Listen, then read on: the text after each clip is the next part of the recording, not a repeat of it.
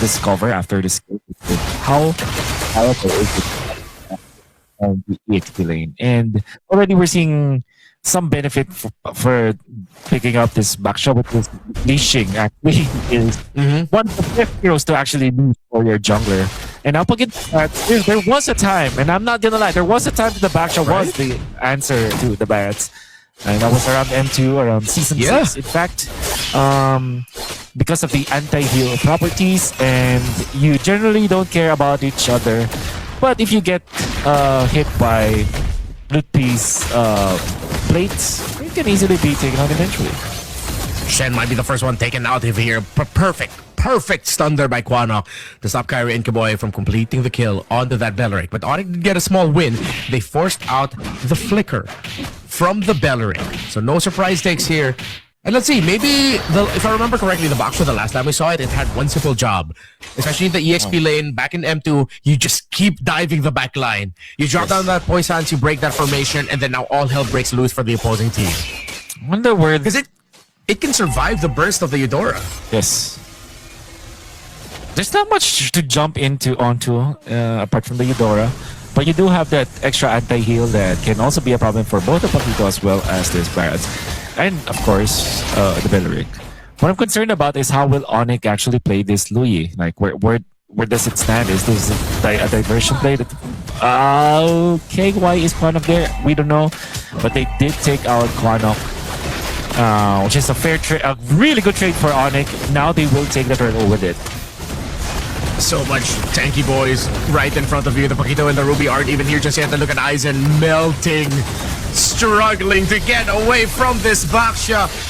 But you still have Xenobomba close by. He looks like he went a little bit too early. Still has the retribution, but Sans gets the last hit onto that turtle. Lutpi now trying to run away from this. Yaga gets a kill onto Kyrie. Lutpi brought down really low, but GK Esports decide to back off. All things considered, I think they have the better trade-off. They were able to feed a kill, an assist for Xeno, a kill for Yaga, the gold laner. They denied some minions away from the Baxia.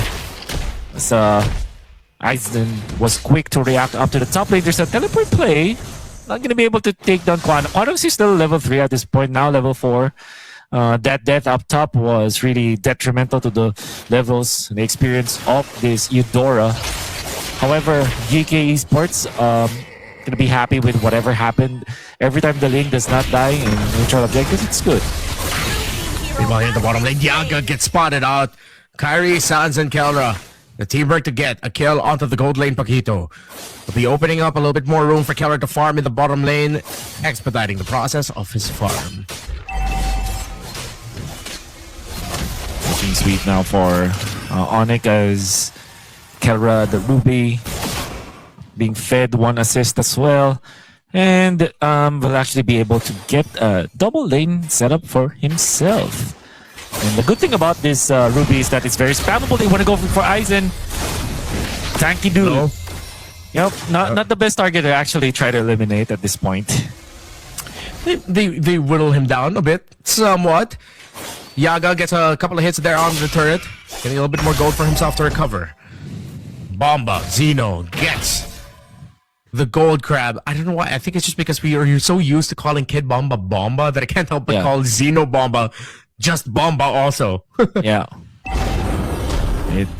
It's Bomba sanity recently because of the achievements of Kid Bomba, but again, turtle, neutral objective, very important in here.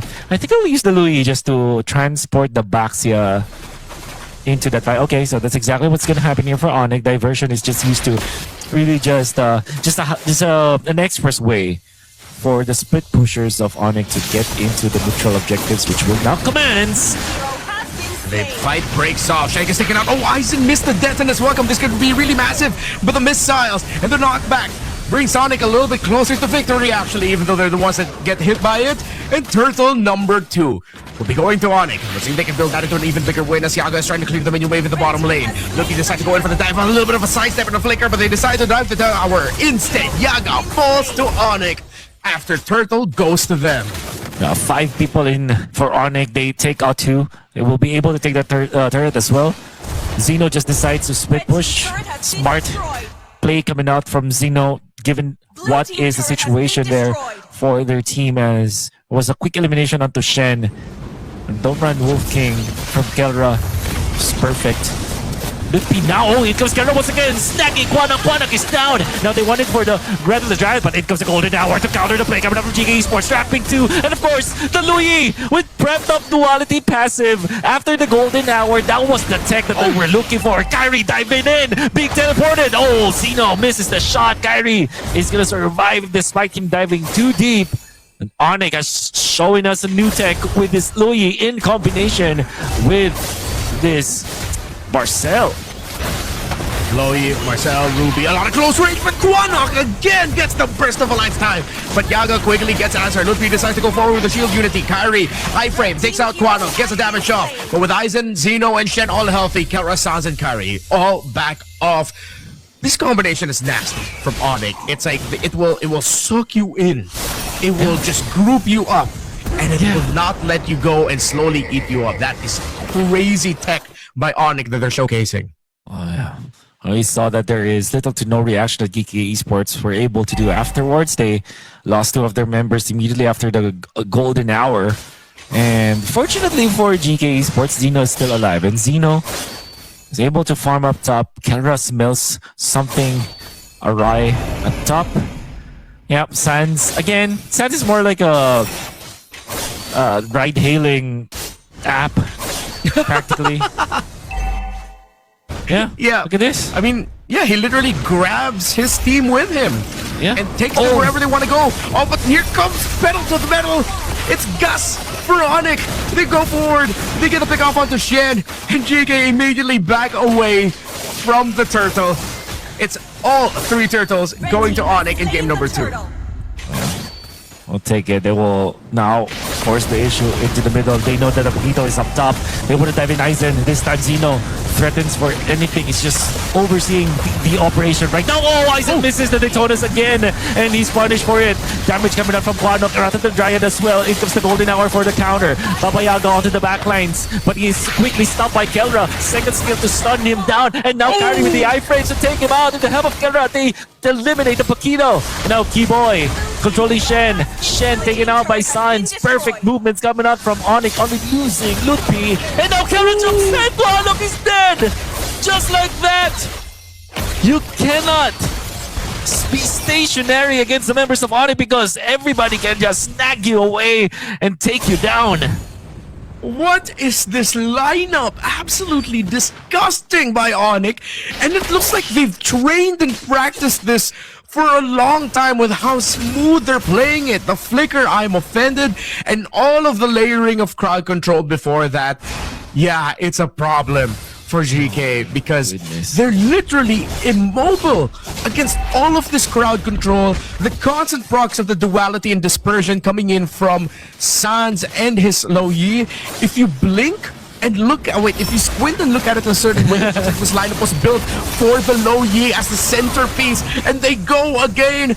Aizen gets taken down. Kyrie is godlike, even with the anti-dive here to the side of GEKAY. There's just too much crowd control, but finally ONIC might have bitten more than they could chew. They finally access Sans, but he's safe. He's free because he is well protected by the other members of this crazy-ass lineup. And you can see the reaction coming out from ONIC. It's as if they were expecting Yaga to go in. The moment that the Paquito went in with the flicker, they knew exactly what to do. Well, it wasn't the flicker that Yaga used, but the mobility coming out from the Paquito and the potential burst onto the backlines, able to react, protect themselves, peel for each other. The reaction time coming out from ONIC is pristine. And this chaotic lineup that we thought does not make sense, the backshot from the EXP, the Louis third pick, we didn't know that it could be as smooth as this. And ONIC, Coach Yeb, CW will never doubt you again. They have cooked.